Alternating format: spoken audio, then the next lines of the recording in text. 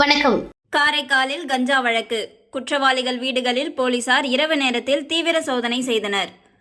காரைக்கால் மாவட்டத்தில் அண்மை காலமாக கஞ்சா விற்பனை அதிகமாக நடைபெற்று வருகிறது. இதனை தடுக்க மாவட்ட போலீசார் பல்வேறு நடவடிக்கை எடுத்து வரும் நிலையில் இன்று காவல் கண்காணிப்பாளர் சுப்பிரமணியன் தலைமையில் காரைக்கால் நகர காவல் நிலைய ஆய்வாளர் புருஷோத்தமன் போலீசார் கஞ்சா வழக்கில் கைது செய்யப்பட்ட குற்றவாளியின் வீடுகளில் இரவு நேரத்தில் மோப்ப நாய்களுடன் தீவிர சோதனை செய்தனர். அப்பொழுது குற்றவாளிகளின் வீடுகளுக்கு சென்று வீடுகளில் கஞ்சா உள்ளிட்ட போதைப் பொருட்கள் ஏதாவது இருக்கிறதா என்றும் அந்த குற்றவாளிகளின் நடமாட்டத்தை ஆய்வு செய்தனர். மேலும் கஞ்சா உள்ளிட்ட குற்ற சம்பவங்களில் ஈடுபட்டால் கடும் நடவடிக்கை எடுக்கப்படும் என்று கஞ்சா குற்றவாளிகளிடம் போலீசார் எச்சரிக்கை விடுத்தனர். காரைக்கால் அருகே சாலையில் கொட்டி கிடக்கும் நிலக்கரியால் அடுத்தடுத்து சறுக்கி விழுந்த இருசக்கர வாகனங்கள் சறுக்கி விழும் வீடியோ வைரலாகி வருகிறது. புதுச்சேரி மாநிலம் காரைக்கால் மாவட்டத்தில் வாஞ்சூர் பகுதியில் தனியார் துறைமுகம் அமைந்துள்ளது. இந்த துறைமுகத்தில் பல்வேறு நாடுகளிலிருந்து நிலக்கரிகள் இறக்குமதி செய்யப்பட்டு வருகிறது. இங்கு இறக்குமதி செய்யப்படும் நிலக்கரிகளை சாலை மார்க்கமாக கனரக வாகனங்களில் பாதுகாப்பு இல்லாமல் எடுத்து செல்வதால் நிலக்கரிகள் சாலைகளில் சிதறி கிடக்கின்றன. இந்த நிலையில் இன்று காரைக்கால் அடுத்த அம்மாள் சத்திரம் பகுதியில் உள்ள வளைவில் அதிக அளவு நிலக்கரிகள் சாலையில் சிதறி இருந்ததால் இருசக்கர வாகனத்தில் சென்ற 5ற்கும் மேற்பட்ட இருசக்கர வாகனங்கள் அடுத்தடுத்து சறுக்கி விழுந்ததால் பரபரப்பு ஏற்பட்டது. இதனை அடுத்து அவர்களை மீட்டு காரைக்கால் அரசு மருத்துவமனையில் அனுமதித்து சிகிச்சை பெற்று வீடு திரும்பினார்கள். இந்த நிலையில் இருசக்கர வாகன ஓட்டிகள் அடுத்தடுத்து நிலக்கரியில் சறுக்கி விழும் வீடியோ சமூக வலைதளங்களில் வைரலாகி பரபரப்பு ஏற்படுத்தியுள்ளது. நிலக்கரி சிதறல்களில் சறுக்கி 10ற்கும் மேற்பட்ட வாகன ஓட்டிகள் விபத்து. தனியார் துறைமுக நிர்வாகத்திற்கு மாவட்ட ஆட்சியர் எச்சரிக்கை.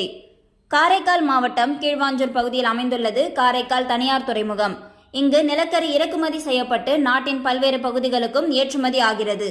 ஆனால் இங்கு இறக்குமதி செய்யப்படும் நிலக்கரி பாதுகாப்பற்ற முறையில் லாரிகளுக்கு மாற்றப்படுவதாகவும் இதனால் அருகிலுள்ள பகுதிகளில் நிலக்கரி படிந்து பல்வேறு உடல் உபாதைகள் ஏற்படும் அபாயம் இருப்பதாகவும் அப்பகுதி மக்கள் பல்வேறு போராட்டங்களை நடத்தியுள்ளனர். இருந்தபோதிலும் இதுவரை அது தொடர்பாக எந்த நடவடிக்கையும் எடுக்கப்படவில்லை. இந்நிலையில் நிலக்கரிகளை ஏற்றி செல்லும் லாரிகள் நிலக்கரி கீழே சிந்தாமல் இருக்க எந்த பாதுகாப்பும் இல்லாதவாறு செல்வதாலும் அதிவேகத்தில் செல்வதாலும் நிலக்கரி சாலைகளில் சிதறி இருசக்கர வாகனத்தில் வருபவர்கள் சறுக்கி கீழே விழும் நிலை இருந்து வருகிறது. இன்று மாலை காரைக்கால் அம்பாள் சத்திரம் அருகே சிதறி கிடந்த நிலக்கரியால் இருசக்கர வாகனத்தில் வந்த 10ற்கும் மேற்பட்டோர் விழுந்து விபத்துக்குள்ளான சிசிடிவி காட்சிகள் சமூக வலைதளங்களில் வைரலாகி காரைக்காலில் பரபரப்பை ஏற்படுத்தியது. இதனை அடுத்து துறைமுக நிர்வாகம், போக்குவரத்து துறை, காவல்துறை அதிகாரிகள் உடனான ஆலோசனைக் கூட்டம் மாவட்ட ஆட்சியர் அலுவலகத்தில் மாவட்ட ஆட்சியர் மணிகண்டன் தலைமையில் நடைபெற்றது. இதில் அளவுக்கு அதிகமான சுமை ஏற்றுதல், அதிவேகமாக செல்லுதல், முறையாக லாரியை மூடாமல் செல்லுதல் உள்ளிட்ட காரணங்களால் இதுபோன்ற விபத்துக்கள் ஏற்படுவதாகவும் இதனை உடனடியாக துறைமுக நிர்வாகம் சரி செய்யாவிட்டால் உரிய நடவடிக்கை எடுக்கப்படும் எனவும் மாவட்ட ஆட்சியர் துறைமுக நிர்வாகத்திற்கு எச்சரிக்கை விடுத்தார். அப்போது செய்தியாளர்களை சந்தித்த மாவட்ட ஆட்சியர் பாதிக்கப்பட்ட மக்களுக்கு மாவட்ட நிர்வாகம் சார்பில் உதவிகள் செய்யப்பட்டுள்ளதாகவும் காரைக்கால் தனியார் துறைமுகம் சார்பில் பாதிக்கப்பட்ட மக்களை சந்தித்து அவர்களுக்கான உதவிகளை செய்ய வேண்டும் எனவும் அவர் கேட்டுக்கொண்டார். மக்களிடமிருந்து புகார்கள் வரும் பட்சத்தில் உரிய நடவடிக்கைகள் உடனடியாக எடுக்கப்படும் எனவும் அவர் தெரிவித்தார். வாகன விதிமுறைகளை எந்த அச்சமும் இன்றி நடவடிக்கை எடுக்க வேண்டும் என காவல்துறையினர் அவர் அறிவுறுத்தியுள்ளதாகவும் இது தொடர்பாக 6 மாதமாக எந்த நடவடிக்கையும் எடுக்கப்படவில்லை எனவும் அவர் தெரிவித்தார். தனியார் துறைமுக நிர்வாகத்தை கண்டித்துள்ளதாகவும் அவர்களுக்கு எச்சரிக்கை விடுத்துள்ளதாகவும் தெரிவித்த மாவட்ட ஆட்சியர் துறைமுகம் காரைக்காலில் இருக்க வேண்டும் எனவும் இருந்தால்தான் வளர்ச்சி ஏற்படும் எனவும் இருந்தபோதிலும் பொதுமக்களுக்கு எந்த விதமான பாதிப்பும் ஏற்படக்கூடாது எனவும் அவர் தெரிவித்துள்ளார். சாகித்ய அகாடமி விருது பெற்ற எழுத்தாளர் பிரபஞ்சன் பிறந்த நாளை முன்னிட்டு புதுச்சேரி தமிழ்ச் சங்கத்தில் சிறுகதை பயிலரங்கம் நடைபெற்றது. இந்த பயிலரங்கில் தமிழகம் புதுச்சேரியிலிருந்து 100க்கும் மேற்பட்ட மாணவ மாணவிகள், ஆய்வாளர்கள், பேராசிரியர்கள் பங்கேற்றனர். மேலும் பிரபஞ்சன் விருது புதுச்சேரியைச் சார்ந்த எழுத்தாளர் ரமேஷ் பிரேதனுக்கு ரூபாய் 1,00,000 பரிசு தொகையுடன் வழங்கப்பட்டது. விழாவிற்கான ஏற்பாடுகளை பிரபஞ்சன் அறக்கட்டளை மேற்கொண்டுள்ளது. திருநள்ளாறு சனீஸ்வர பகவான் ஆலயத்திற்கு வருகின்ற பக்தர்களுக்கு திருநள்ளாறு காவல் நிலையம் சார்பில் மோர் வழங்கப்பட்டது. புதுச்சேரி மாநிலம் காரைக்கால் மாவட்டத்தில் ஒரு வார காலமாக வெயிலின் தாக்கம் அதிகமாக இருந்து வருகிறது. இதனால் பொதுமக்கள் பெரிதும் பாதிக்கப்பட்டுள்ளனர். இந்த நிலையில் இன்று காரைக்கால் அடுத்த திருநள்ளாறில் அமைந்துள்ள உலக புகழ் பெற்ற ஸ்ரீ சனீஸ்வர பகவான் ஆலயத்தில் சனிக்கிழமை மற்றும் கோடை விடுமுறை முன்னிட்டு பல்வேறு மாவட்டங்களில் இருந்து ஆயிரக்கணக்கான பக்தர்கள் சாமி தரிசனம் செய்ய வருகை தந்திருந்தனர். இந்த நிலையில் திருநள்ளாறு ஆலயத்திற்கு வருகின்ற பக்தர்களுக்கு வெயிலின் வெப்பத்தை தணிக்கும் விதமாக திருநள்ளாறு காவல் நிலையம் சார்பில் காவல் கண்காணிப்பாளர் பாலச்சந்திரன் தலைமையில் இன்று திருநள்ளாறு போலீசார் மோர் வழங்கினார்கள். இதனை ஆர்வத்தோடு பக்தர்கள் மோரை வாங்கி அருந்தி சென்றனர்.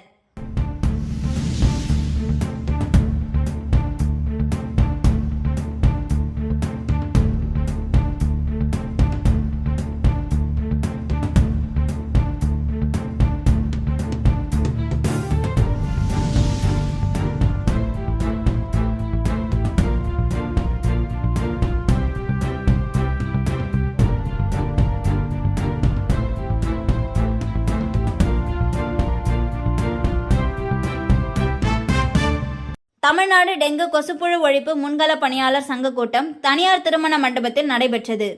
டெங்கு கொசுப்புழு ஒழிப்பு பணியாளர்களுக்கு பணி பாதுகாப்பு, தினக்கூலிக்கு பதிலாக மாத ஊதியம் வழங்கிட வேண்டும். தமிழ்நாட்டில் 38,000க்கும் மேற்பட்ட டெங்கு கொசுப்புழு ஒழிப்பு பணியாளர்கள் பணியாற்றி வருகின்றனர். அவர்கள் தினக்கூலி அடிப்படையில் பணிபுரிந்து வருகின்றனர். ஊதியம் பல உள்ளாட்சி அமைப்புகளின் கீழ் வழங்கப்படுகிறது. ஆனால் சுகாதார மேற்பார்வையாளர், சுகாதாரத்துறை ஆய்வாளர் மூலம், அதாவது பொது சுகாதாரத்துறையின் கீழ் பணி செய்ய வைக்கப்படுகின்றனர். டெங்குவை பரப்பும் ஏடிஸ் எஜிப்தி கொசுவை கட்டுப்படுத்துவதில் மகத்தான சேவையை அவர்கள் செய்து வருகிறார்கள். கொசுவினால் பரப்பக்கூடிய டெங்கு, மலேரியா, சிக்கன்குனியா போன்ற நோய்களை தடுக்கின்ற முக்கிய பணியை ஆற்றுகின்றனர். மேலும் கொரோனா, காலரா போன்ற மற்ற நோய்கள் அதிகமாக வருகின்ற காலங்களில் அந்த நோய் தடுப்பு நடவடிக்கைகளிலும் தீவிரமாக ஈடுபடுத்தப்படுகின்றனர். முக்கியமாக கொரோனா காலத்தில் உயிரையும் பணயம் வைத்து தீவிர களப்பணி ஆற்றியுள்ளனர். ஆனால் அந்த கொசுப்புழு ஒழிப்பு பணியாளர்களுக்கு மிக குறைவான தினக்கூலி தான் வழங்கப்படுகிறது.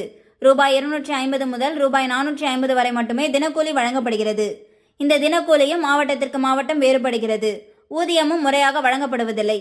அவர்கள் அவ்வப்பொழுது பணி நீக்கமும் செய்யப்படுகின்றனர். எனவே அவர்களுக்கு உடனடியாக பணி பாதுகாப்பு வழங்கிட வேண்டும். பணி நீக்கம் செய்திடக்கூடாது. தினக்கூலி முறையை ரத்து செய்ய வேண்டும். ஊதியத்தை மாத ஊதியமாக வழங்கிட வேண்டும். குறைந்தபட்சம் ஊதியமாக மாதந்தோறும் ரூபாய் 26,000 வழங்கிட வேண்டும். இந்த கொசு ஒழிப்பு பணியாளர்கள் ஊராட்சி, பேரூராட்சி, நகராட்சி, மாநகராட்சி உள்ளிட்ட உள்ளாட்சி அமைப்புகளில் பணிபுரிந்து வருகிறார்கள். ஒவ்வொரு இடத்தில் ஒவ்வொரு தொகை ஊதியமாக வழங்கப்படுகிறது. ஊதியங்களில் மிகுந்த வேறுபாடும் உள்ளது. சில இடங்களில் மிக குறைவான ஊதியம் வழங்கப்படுகிறது. எனவே சம வேலைக்கு சம ஊதியம் வழங்கிட வேண்டும். தற்பொழுது வழங்கப்படும் தினக்கூலியும் முழுமையாக வழங்கப்படுவதில்லை. அதிலும் கமிஷன் என்ற கொள்ளை நடைபெறுகிறது. இந்த கொள்ளையை தடுத்திட வேண்டும். முழுமையாக ஊதியம் வழங்கப்படுவதை உறுதி செய்திட வேண்டும். இந்த கொசு ஒழிப்பு பணியாளர்கள் ஊராட்சி, பேரூராட்சி, நகராட்சி, மாநகராட்சி உள்ளிட்ட பல உள்ளாட்சி அமைப்புகளில் பணிபுரியும் போது அரசு அதிகாரிகள், சுகாதார மேற்பார்வையாளர், சுகாதார ஆய்வாளர், கவுன்சிலர்கள் போன்ற மக்கள் பிரதிநிதிகள், அரசியல்வாதிகள், உள்ளூர் பிரமுகர்கள் என்று பலரும் பலவாறாக இவர்களுக்கு பணியில் தொந்தரவு கொடுத்து வருகின்றனர். மிரட்டல் அளித்து வருகின்றனர். கொசு ஒழிப்பு பணியை சரியாக செய்ய விடுவதில்லை. மருத்துவமனையின் மற்ற வேலைகள், உயர் அதிகாரிகளின் வீட்டு வேலைகள், தோட்ட வேலைகள், சமையல் வேலை என இவ்வூழியர்களை அவர்களுக்கு தொடர்பில்லாத வேலைகளிலும் ஈடுபடுத்துகின்றனர். மேலும் அதிக நேரம் வேலை செய்ய வைப்பது உள்ளிட்ட கடும் உழைப்பு சுரண்டல் நடைபெறுகிறது. ஊதியம் தர முடியாது என மிரட்டுவது, பெண் ஊழியர்களுக்கு பாலியல் துன்புறுத்தல் தருவது போன்றவை நடைபெறுகின்றன. இதுபோன்று பல இடங்களில் பல வகையான பிரச்சனைகளை இப்பணியாளர்கள் சந்தித்து மிகுந்த மனவேதனையுடன் பணிபுரிந்து வருகின்றனர். இதனால் கொசுப்புழு ஒழிப்பு பணியையும் சில நேரங்களில் சில இடங்களில் சரிவர செய்ய முடியாத நிலை ஏற்படுகின்றது. அனைவரையும் மருத்துவத்துறையின் கீழ் கொண்டு வர வேண்டும். மருத்துவத்துறையை ஊதியம் வழங்கிட வேண்டும். இதன் மூலம் இவர்கள் பணியை அரசு மருத்துவத்துறைக்கு சரியாக பயன்படுத்திக் கொள்ள வேண்டும். உரிய வேலைகளை வரையறுக்க வேண்டும். 8 மணி நேர வேலையை தொடர்ச்சியாக வழங்கிட வேண்டும். காலை மாலை என பிரித்து வழங்கவோ 8 மணி நேரத்திற்கு மேலாகவோ வழங்கிடக்கூடாது. ஊதியத்துடன் கூடிய வார விடுமுறை, அரசு விடுமுறை போன்றவற்றை வழங்கிட வேண்டும். 17 வருடங்களுக்கு மேலாக பணிபுரியும் இந்த கொசுப்புழு ஒழிப்பு பணியாளர்களுக்கு அனைவருக்கும் பணி நிரந்தரம் வழங்கிட வேண்டும். கொரோனாவால் இறந்த 5 பணியாளர்களின் குடும்பத்திற்கு இழப்பீடாக ரூபாய் 50 லட்சம் வழங்கிட வேண்டும். அவர்கள் குடும்பத்தில் ஒருவருக்கு அரசு வேலை வழங்கிட வேண்டும். அனைவருக்கும் இலவசமான சீருடையையும் அரசு அடையாள அட்டையையும், மருத்துவ காப்பீடு, ESI, PF, பயணப்படி வழங்கிட வேண்டும். திண்டுக்கல் போன்ற சில மாவட்டங்களில் 3 மாதமாக ஊதியம் வழங்கப்படவில்லை. எனவே ஊதிய பாக்கியை உடனடியாக வழங்கிட வேண்டும். மேற்கண்ட கோரிக்கைகளை பலமுறை வலியுறுத்தியும் அரசு இதுவரை நிறைவேற்றவில்லை. எனவே கோரிக்கைகளை நிறைவேற்றிட வலியுறுத்தி தமிழ்நாடு அரசின் கவனத்தை ஈர்ப்பதற்காக சென்னையில் விரைவில் கோரிக்கை பேரணி நடத்தப்படும்.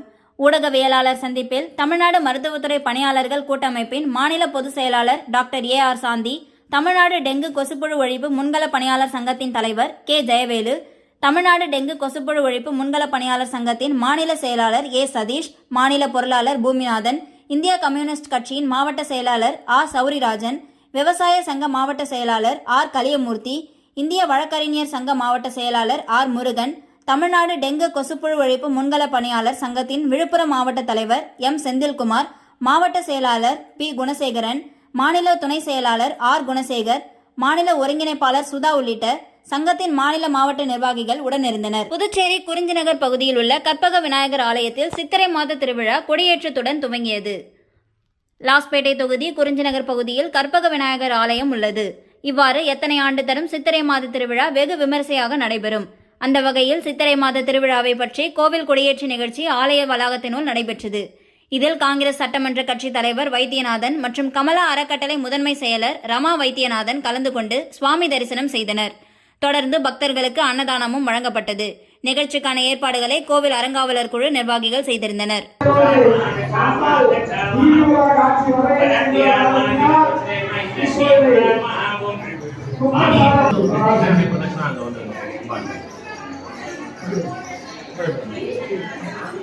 பாதானூர் அன்னை சாரதா தேவி அரசு உயர்நிலைப் பள்ளியில் ஆண்டு விழா நடைபெற்றது.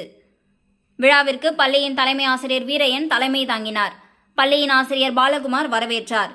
பெற்றோர் ஆசிரியர் சங்க கௌரவ தலைவர் மீனாட்சி சுந்தரம், தலைவர் லட்சுமணன், செயலாளர் பச்சமுத்து ஆகியோர் முன்னிலை வகித்தனர். ஆசிரியர் சரவணன் ஆண்டறிக்கை வாசித்தார். விழாவில் புதுச்சேரி கல்வித்துறை முதன்மை கல்வி அலுவலர் தனச்செல்வன் நேரு கலந்து கொண்டு பள்ளியின் லோகோவை அறிமுகம் செய்து கடந்த 10ஆம் வகுப்பு பொதுத் தேர்வில் முதல் 3 மதிப்பெண் பெற்ற மாணவிகளுக்கு ஊக்கத்தொகை வழங்கினார். தொடர்ந்து திருக்கனூர் போலீஸ் இன்ஸ்பெக்டர் ராஜகுமார் கலந்து கொண்டு பள்ளியில் நடந்த மாணவர்களுக்கான விளையாட்டு, அறிவியல் கண்காட்சி உள்ளிட்ட பல்வேறு போட்டிகளில் வெற்றி பெற்ற மாணவ மாணவிகளுக்கு பரிசுகள் வழங்கினார். ஆசிரியர் ரேணு நன்றி கூறினார். ஆசிரியர் ஜெனி தொகுத்து வழங்கினார். ஏற்பாடுகளை பள்ளியின் ஆசிரியர்கள் பார்வதி, குமுதா, வேலவன், அன்புக்கரசி, செந்தமிழ் செல்வி, ஓம் சாந்தி, கார்த்தி, சுஜாதா, மலர்கொடி, குப்புசாமி, மகேஸ்வரி, தையல் நாயகி ஆகியோர் செய்திருந்தனர். விழாவில் பள்ளியின் பெற்றோர் ஆசிரியர் சங்க உறுப்பினர்கள், மாணவர்களின் பெற்றோர்கள் உட்பட பலர் கலந்து கொண்டனர்.